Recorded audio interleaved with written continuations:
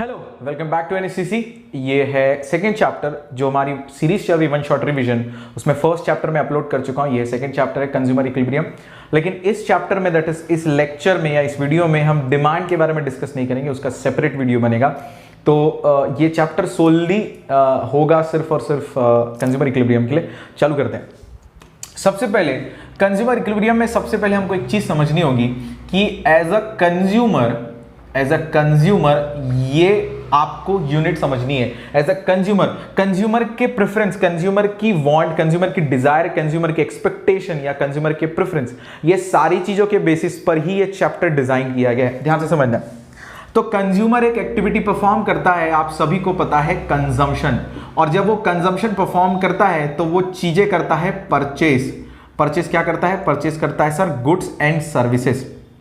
अब ध्यान से समझो, वो कंजम्पशन करता है या उस एक्टिविटी को बोलते हैं कंजम्पशन। बट क्वेश्चन ये है कि कंज्यूमर कभी भी किसी प्रोडक्ट को कंज्यूम या परचेस क्यों करता है? क्योंकि उसे फुलफिल करनी होती है अपनी वांट को क्या फुलफिल करना होता है? कंप्लीट करना होता है। लेकिन ध्यान से समझना, जिस भी वो प्रोडक्ट को परचेस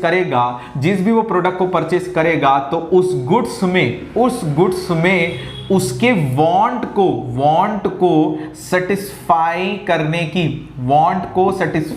की क्या होनी चाहिए? पावर।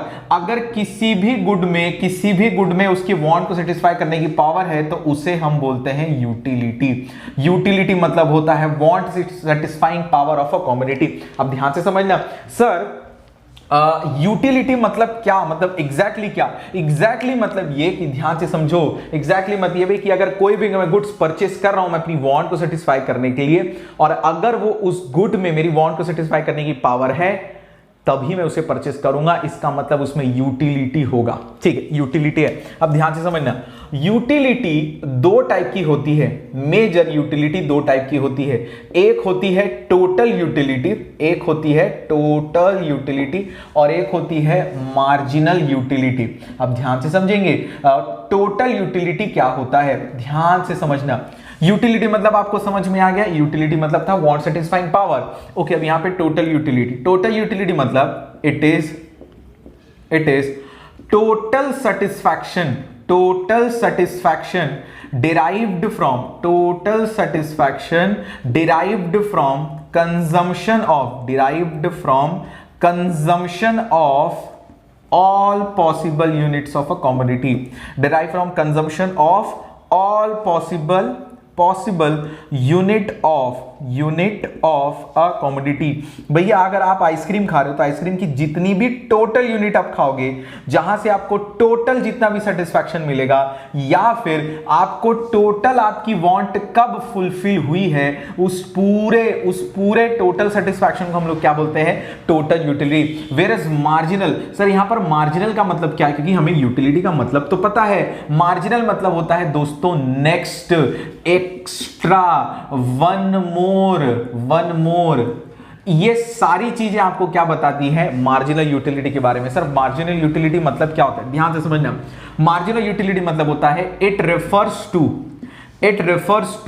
एडिशनल यूटिलिटी, या एडिशनल यूटिलिटी की जगह अपन ये भी लिख सकते हैं additional satisfaction derived from consumption of one more। क्या लिखा है? one more consumption of one more unit, देखो, from consumption of one more unit of commodity. किसी भी कमोडिटी के एक और यूनिट से खाने से होने वाला जो सेटिस्फैक्शन है, उसको अपन क्या बोल देते हैं? Marginal utility. ओके सर, हम लोग ये पढ़ क्यों रहे हैं? हम लोग इसलिए पढ़ रहे हैं, ध्यान से समझना, क्योंकि अगर अगर यूटिलिटी ज्यादा, इसका मतलब आपकी वांट भी क्या हुई होगी, ज्यादा सेटिस्फाई हुई होगी। और एक रैशनल कंज्यूमर ये हर बार चाहता है, रैशनल कंज्यूमर मतलब वो जो अपने रिसोर्सेज को सही तरीके से यूटिलाइज करना चाहता है। तो हर एक रैशनल कंज्यूमर, इकोनॉमिक्स में रैशनल कंज्यूमर उसे कहा जाता है जो सबसे पहली बात अपने रिसोर्सेज को ऑप्टिमम यूटिलाइजेशन करना चाहता है। सर ऑप्टिमम यूटिलाइजेशन मतलब कि उसे ज्यादा से ज्यादा वांट सेटिस्फाई करनी होती है। तो in order to have more satisfaction you have to gain what, more utility. लेकिन हमको ये कैसे समझ में आएगा कि यूटिलिटी मुझे किसी प्रोडक्ट से ज्यादा मिल रही है कि कम मिल रही है? उसको मेजर करने के लिए दो इकोनॉमिस्ट ने अलग अलग अप्रोच दी है। क्या मापने के लिए? यूटिलिटी। भैया यूटिलिटी ज्यादा है कम है ये मैं कैसे पता करूंगा? इसीलिए हम लोगों ने दो इकोनॉमिस्ट के बारे में स्टडी करना हमको पड़ेगा। पहला है मार्शल है और दूसरे नंबर पे है हिक्स और एलन। अब ध्यान से समझना, जो मार्शल है उन्होंने अप्रोच दी थी कार्डिनल यूटिलिटी अप्रोच। यूटिलिटी को मेजर करने का तरीका बता रहे हैं भैया, कार्डिनल यूटिलिटी अप्रोच। और जो दूसरी अप्रोच है ऑर्डिनल यूटिलिटी अप्रोच। सर ये दोनों अप्रोच क्या बोल रहा है? ये दोनों ही अप्रोच आपको यूटिलिटी मेजर करने के तरीके बताने वाले हैं। तो सबसे पहले अपन पढ़ते हैं मार्शल के बारे में अपन पढ़ते हैं सबसे पहला। अब ध्यान से समझना, मार्शल ने बोला कि आप अपने यूटिलिटी को या आप अपने सेटिस्फैक्शन को नंबर के टर्म्स में एक्सप्रेस कर सकते हो। ऑल्दो सेटिस्फैक्शन या यूटिलिटी दोनों ही क्या कंसेप्ट है? साइकोलॉजिकल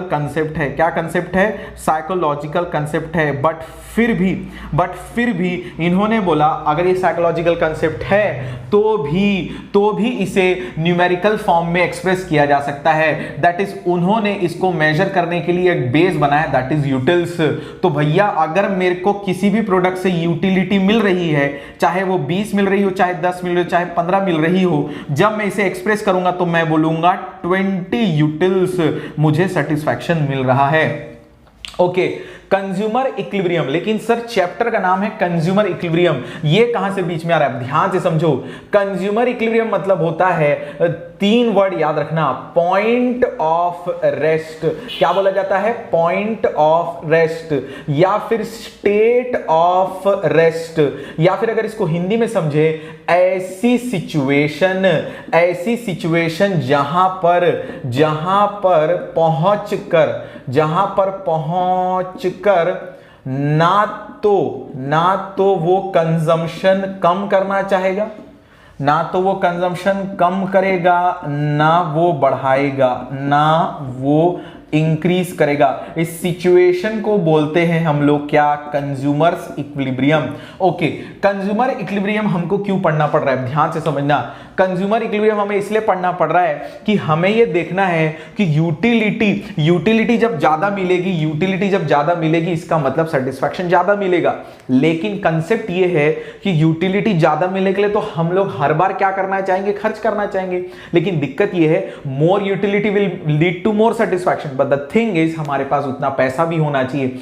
इसीलिए कंज्यूमर इक्विलिब्रियम एक कंसेप्ट निकाला गया जिसमें मार्शल आपको बता रहे हैं कि कौन सा ऐसा सिचुएशन आएगा जहां पे आपको यूटिलिटी कितनी मिलेगी और कहां पर आपको अपना सेटिस्फैक्शन ज्यादा मिलेगा और कहां पर जाके आपको कंजम्पशन रोक देना चाहिए या उसके आगे कंजम्पशन नहीं बढ़ाना चाहिए। तो कंज्यूमर इक्विलिब्रियम 2 केस में होता है। पहला होता है दोस्तों वन कमोडिटी केस। क्या होता है? One commodity case. दूसरा होता है टू कमोडिटी केस। सिंपल सा लॉजिक है, वन कमोडिटी केस में हम अपने मार्जिनल यूटिलिटी को प्राइस के साथ कंपेयर करते हैं। जिस पोजीशन पे जाकर हमारी marginal utility price of x से इक्वल हो जाती है वो कमोडिटी हम लोग कंज्यूम करते हैं या उस पॉइंट को बोलते हैं consumer equilibrium. Sir what if MUX is greater than PX हो जाता है, and sir what if MUX is less than that of PX हो जाता है, तो क्या होगा? सबसे पहली बात, इस सिचुएशन में कंज्यूमर इज हैविंग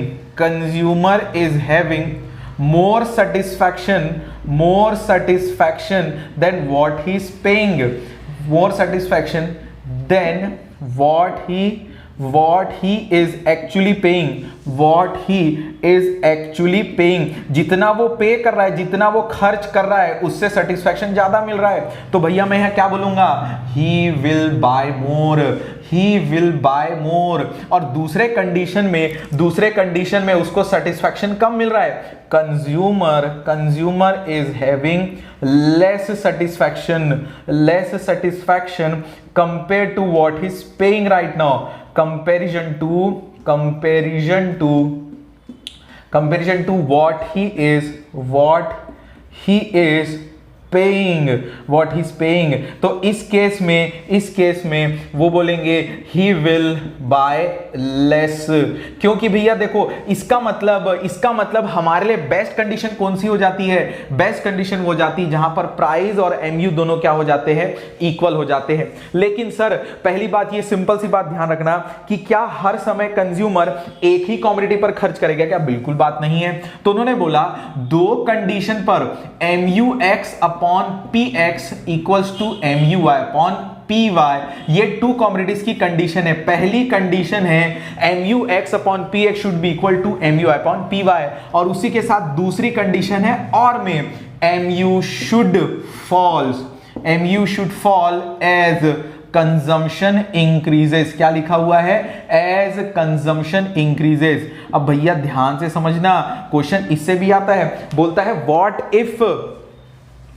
इफ ये दोनों अगर इक्वल नहीं हुए तो क्या होगा। तो उस कंडीशन को अपन समझते हैं, देखो सबसे पहला दो कंडीशन हो सकती है। अगर कंडीशन ये होती है MUX upon PX equals to greater than MUY upon PY हो जाता है तो क्या करेंगे, और अगर MUX upon PX is less than that of MUY upon PY होता है तो क्या करेंगे दोस्तों। इसका रिजल्ट ध्यान से समझना। इस केस में क्या हो रहा है, जैसे को मैं लिख के दिखाता हूं, 20/4 इज ग्रेटर देन 18/9।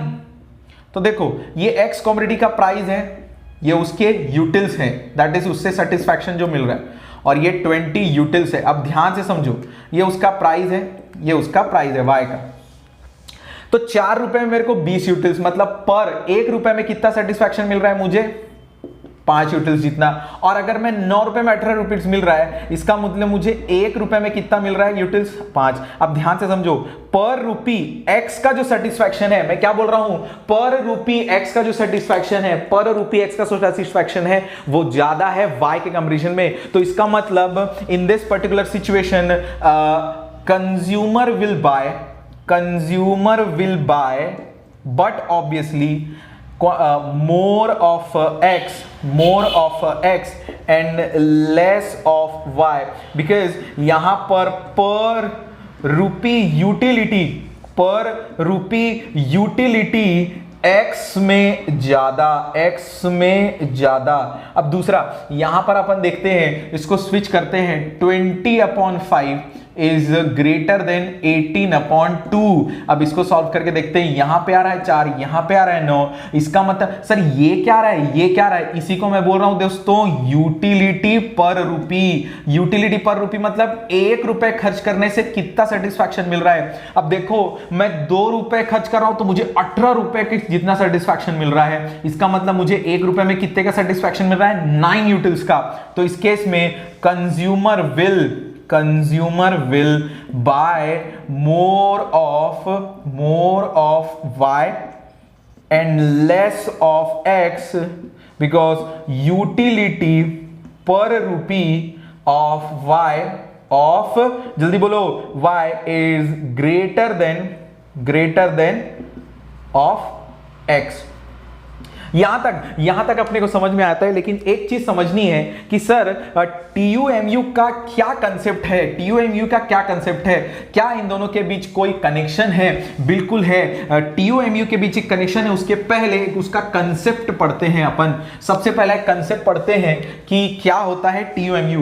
टीयूएमयू में सबसे पहले कंसेप्ट पढ़ते हैं एलडीएमयू। एलडीएमयू क्या होता है? एलडीएमयू का फुल फॉर्म है law of diminishing marginal utility. Law of diminishing marginal utility मैं लिखता हूं, ये बोलता है स्टेट्स दैट, ये लॉ बोलता है states that as we consume, मेरे साथ बोलते जाना दोस्तों, as we consume more and more units of a commodity utility derive from, utility derived from, derive मतलब मिल रहा है जो, यूटिलिटी क्या, वांट को सेटिस्फाई करने की जो पावर है वो जो हमें मिल रही है, derive from each successive unit, हर अगले यूनिट से मिलने वाला satisfaction, each successive unit goes on decreasing. हर बार जब भी मैं कुछ खाने बैठ रहा हूं तो जो अगले यूनिट से सेटिस्फैक्शन मिलता है वो पिछले यूनिट के कंपैरिजन में कम मिलता है। क्योंकि हमारी वांट फुलफिल हो रही है दोस्तों, हमारी वांट क्या हो रही है? फुलफिल हो रही है। और जब आपकी वांट फुलफिल हो रही है, इसका मतलब सिंपल सा लॉजिक है, आप उसे कम खाना चालू करोगे। ओके, एलडीएमयू। लेकिन क्या सर हर बार ऐसा होगा क्या? नहीं, कुछ ऐसे केसेस हैं, जैसे कुछ केसेस में बात करता हूं, अगर किसी दूसरे यूनिट में क्वालिटी पिछले पहले यूनिट के कंपैरिजन में अगर क्वालिटी बढ़ जाती है तो मेरा सेटिस्फैक्शन कम होने की जगह पे क्या हो जाएगा? बढ़ जाएगा। एग्जांपल के लिए अगर मैं बात करता हूं, प्राइजेस पहले यूनिट्स में 10 रुपए थे, दूसरे यूनिट में 8 रुपए हो जाते हैं, तो भैया प्राइस तो गिर गया, तो मेरे को सेटिस्फैक्शन प्राइस के कंपैरिजन में क्या मिल जाएगा? ज्यादा। अब ध्यान से समझो, इसलिए हमको कुछ अजम्पशंस लेना पड़ता है ताकि हर बार जब भी मैं एक यूनिट कंज्यूम करूं तो उससे होने वाला एमयू फॉल ही होनी चाहिए। इसलिए हम लोग लेते हैं अजम्पशंस ऑफ एलडीएमयू। अपन क्या ले रहे हैं? Assumptions of LDMU. अब पहला है दोस्तों, क्वालिटी शुड बी कांस्टेंट। मतलब क्या? पहली यूनिट्स में जो क्वालिटी थी वही 6th तक कंटिन्यूस होनी चाहिए। दूसरा, कार्डिनल मेजरमेंट ऑफ यूटिलिटी। भैया देखो, पहली बात, अगर आप अपने सेटिस्फैक्शन को नंबर के टर्म्स में एक्सप्रेस नहीं कर पाओगे तो भैया आप कभी भी अपनी यूटिलिटी पहले से कितनी मिली, दूसरे से कितनी मिली, ये नहीं बता पाओगे। इसका मतलब आपको पता होना चाहिए कि उसे कंपेयर कैसे करते हैं, कैलकुलेट कैसे करते हैं। दूसरा, प्राइस शुड बी कांस्टेंट। नहीं तो पर यूनिट, पर रुपी यूटिलिटी चेंज हो जाएगा, तो आपका डिसीजन भी चेंज हो सकता है। दूसरा, इनकम क्या होनी चाहिए? Income should be constant. नहीं तो आप कम खरीदने की जगह पे ज्यादा खरीद लोगे, क्योंकि आपके लिए तो इनकम बढ़ गई, इसका मतलब वो प्रोडक्ट क्या हो जाएगा? सस्ता। ओके, 5th है स्टैंडर्ड यूनिट खाना है दोस्तों। क्या खाना है? स्टैंडर्ड यूनिट कंज्यूम करनी है। और सबसे इंपॉर्टेंट, कंटिन्यूअस कंजम्पशन करना है। क्या करना है दोस्तों? कंटिन्यूअस कंजम्पशन करना है। ये सबसे इंपॉर्टेंट रहेगा। मतलब ये कि बैक टू बैक क्या लिखा है? मोर एंड मोर यूनिट्स। ऐसा नहीं कि एक फिर 6 घंटे बाद दूसरी यूनिट खा रहे हैं, नहीं, गैप नहीं होना चाहिए। गैप नहीं होगा तभी आपका एमयू क्या होते जाएगा? डिक्रीज होते जाएगा। एलडीएमयू के बाद अपन पढ़ते हैं सबसे इंपॉर्टेंट, टीयू और एमयू के बीच रिलेशनशिप। किसके बीच? टीयू और एमयू के बीच रिलेशनशिप। ध्यान से समझना, जैसे ही अपन लोग टीयू और एमयू के बीच रिलेशनशिप पढ़ लेंगे, अपना ये वाला topic that is indifference curve से पहले वाला टॉपिक कंप्लीट हो जाएगा। ओके, टीयू और एमयू के बीच रिलेशनशिप के बारे में डिस्कस करते हैं। ध्यान से समझना, एक इमेजिनरी मैं एग्जांपल ले रहा हूं, शेड्यूल ले रहा हूं। यूनिट 1 2 3 4 5 6 यहां पर है एमयू है, पहले से मिला 20 16 10 4 0 -6। सर ये एमयू कम क्यों हो रहा है? अभी अपन ने डिस्कस किया था दोस्तों, law of diminishing marginal utility बोलता है कि अगर आप किसी भी प्रोडक्ट को continuously same quality product product को जितना ज्यादा खाते जाते हो, अगली से होने वाला सेटिस्फैक्शन पिछले के कंपैरिजन में क्या होने लगता है, कम। आगे चलते हैं। सर ये टीयू कैसे निकाल पा रहे हैं आप? अभी मैं इसका एग्जांपल और इसका कैलकुलेशन बताता हूं दोस्तों, ध्यान से समझना। एमयू का फॉर्मूला होता है TUN माइनस 1 और टीयू का फॉर्मूला होता है समीशन ऑफ MU और MU1 plus MU2 plus MU3 till plus MUnth तक। अब ध्यान से समझो दोनों को कैसे निकाला जा रहा है, फोकस करो। अगर आपको एक कॉमोडिटी दी हुई है, जैसे आइसक्रीम दिया हुआ है, रोटी दी हुई है, एप्पल दी हुई है, कुछ भी कॉमोडिटी दी हुई है, अगर आपको पता करना है कि जितनी भी आपने कॉमोडिटी खाई, से फॉर एग्जांपल 6 यूनिट्स खाई, तो 6 यूनिट से टोटल कितना सेटिस्फैक्शन मिला, in order to calculate total satisfaction आपको इंडिविजुअल यूनिट का सेटिस्फैक्शन पहले पता होना चाहिए। फिर से मैं एक बात बोलता हूं, अगर आपको 6 यूनिट से टोटल सेटिस्फैक्शन डिराइव करना है तो आपको 6 यूनिट से, हर यूनिट से मिलने वाला सेटिस्फैक्शन चाहिए, तभी तो आप क्या निकाल पाओगे, टोटल सेटिस्फैक्शन। इसलिए देखो टीयू कैसे निकल रहा है, एक से मिला, दूसरे से मिला, तीसरे से मिला, जब तक आप खाओगे तब तक हर यूनिट से जो सेटिस्फैक्शन मिल रहा है उसको जब मैं ऐड करता हूं तो मेरे पास टीयू आता है। देखो मैंने यहां पर 1 यूनिट से कितना सेटिस्फैक्शन मिला, 20, 2 यूनिट से कितना मिला, 36। कैसे किया मैंने, 20 में प्लस कर दिया 16, अब 46 मिला तो मैंने ये तीनों को ऐड कर दिया, फिर 50 मिला मैंने चारों को ऐड कर दिया। अब ध्यान से समझना, टीयू एमयू कैसे निकलता है, ध्यान से समझो। एमयू निकालने का सबसे अच्छा तरीका होता है टीयू के बीच का डिफरेंस। देखो 20 से 36 हो गया, मतलब एडिशनल कितना सेटिस्फैक्शन मिला, 16। यहां पर देखते हैं 50 से 44 हो गया, अरे ये 6 माइनस में क्यों चले गया। अभी अपन एक केस समझते हैं, रिलेशनशिप के थ्रू उसके लिए क्लियर करते हैं। अब ध्यान से समझना, मैं इसका एक डायग्राम बना लेता हूं दोस्तों, एक डायग्राम बना लेता हूं और फिर उसके बाद मैं आपको समझाता हूं कि इसके बीच रिलेशनशिप क्या है। 1 2 3 4 5 और 6, ध्यान से समझना। यहां पर नेगेटिव भी चलेगा क्योंकि MU क्या हो रहा है दोस्तों, नेगेटिव हो रहा है। आगे चलते हैं, 3 6 9 12 15 18 और एक लेते हैं, एक और 21। अच्छा अपने को टीयू भी बनाना है दोस्तों। टीयू के लिए अपन ले लेते हैं 10 से, 10 20 30 40 50 और 60।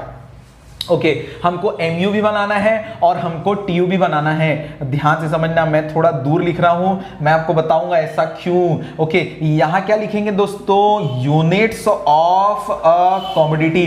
क्या लिखेंगे दोस्तों, यूनिट्स ऑफ कमोडिटी X और Y। ओके, ये पॉइंट ऑफ ओरिजिन है, ये -10 है। ओके, सबसे पहला यूनिट है 1 पे है 20 दोनों एक ही जगह से स्टार्ट हो रहे हैं। फिर अपन बनाते हैं MU को, 2 पे कितना है देखो दोस्तों 16, 2 पे कितना है 16, फिर 3 पे कितना है 10 और फिर उसके बाद कितना है 4, उसके बाद है 0 और उसके बाद है -6। ये बन गया अपना दोस्तों MU और उसके बाद TU बना रहे हैं 20, फिर कितना है 36 में जाओ दोस्तों, 36 में जाओ, ये 36, फिर 46 में जाओ दोस्तों, 46, फिर 50 में गए अपन और फिर किस में गए 50 में और 44 में नीचे आ गए। ठीक है, कोई बात नहीं। ओके, अब मैं इसको कनेक्ट करता हूं डॉट्स को। अब सबसे पहली बात, ये जो सिचुएशन है, ये वाली जो सिचुएशन है, ध्यान से समझो, इस सिचुएशन को बोलते हैं पॉइंट ऑफ सैचुरेशन। सैचुरेशन मतलब क्या होता है सर, सैचुरेशन मतलब होता है यहां पर मेरी वांट क्या हो गई दोस्तों, सेटिस्फाइड। क्या इनके बीच कोई रिलेशन है, हाँ बिल्कुल है। as long as MU is positive, TU will increase। TU will increase, मेरे साथ बोलो दोस्तों जिनको याद है, TU will increase but at decreasing rate। क्यों, क्योंकि MU धीरे धीरे गिर रहा है और MU के गिरने से TU बढ़ तो रहा है। TU बढ़ता क्यों है, क्योंकि हम MU को क्या करते हैं, प्लस करते हैं। अगर MU कम होगा तो रिजल्टेंट अमाउंट बढ़ेगी, लेकिन कौन से रेट से बढ़ेगी, कम रेट से, but at a decreasing rate. दूसरा लिखता हूं mu अगर 0 होगा तो tu उसके कहां पर होगा? tu will be at its max point. ऐसा क्यों? ध्यान से समझो, जिस चीज को जोड़कर आप tu निकाल रहे हो, अगर वो 0 आ जाता है और उसके बाद कभी पॉजिटिव में नहीं जाता, इसका मतलब ये उसका सबसे पीक पॉइंट हुआ। सर mu 0 क्यों हो रहा है? मैंने बोला ना, पॉइंट ऑफ सैचुरेशन, मेरी वांट क्या हो चुकी है? फुलफिल्ड हो चुकी है। mu0 t will be at maximum point। और third, mu becomes negative। when mu becomes negative, tu will start fall, t will start falling. इसका यह मतलब है कि अगर mu फॉल हो गया तो tu गिरने लग जाएगा। tu क्यों गिर रहा है? क्योंकि tu किससे बन के मिला है? mu को सम करके। थैंक यू सो मच दोस्तों, ये रहा कंज्यूमर इक्विलिब्रियम का इंडिफरेंस कर्व से पहले तक का, that is cardinal utility measurement. मिलते हैं तीसरे नंबर के वीडियो में, जिसमें वन शॉट रिवीजन होगा इंडिफरेंस कर्व एनालिसिस का। Thank you so much guys.